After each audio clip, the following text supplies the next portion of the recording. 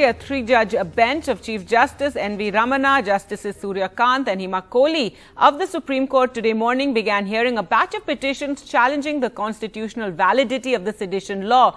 Now, in April last year, the Supreme Court had asked the centre why it was not repealing the provision used by the British to silence people like Mahatma Gandhi to suppress the freedom movement, as it expressed concern over the misuse of the colonial-era penal law. Now, today, what happened in the Supreme Court, the centre has got more time to respond in the pleas challenging the sedition law. The Supreme Court will examine whether the matter should be sent to a constitutional bench of 7 judges or not.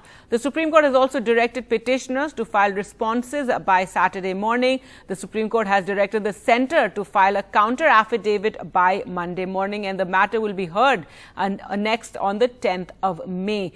So for the moment, today it's not being heard, and this will be taken up going forward. It will be taken up next week.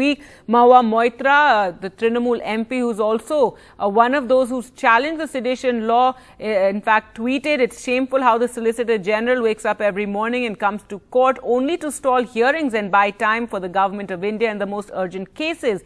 He says he still needs more time to file a reply. Hilarious if it were not so tragic. So again, today the hearing was meant to take place. However, it has now been put off for next week, and there was also a bit of arguments, or there was between the Solicitor General and the AG, in which they spoke about taking up the case today, and the Solicitor General said more time is needed. So, however, the Attorney General K.K. Venugopal, who's assisting the top court, also said that new guidelines could, however, be laid down. And he also pointed out how the sedition law was used recently against the Rana couple in Maharashtra. This is after they had threatened to chant the Hanuman Chalisa outside the Chief Minister's residence. They were arrested and also slapped with sedition charge.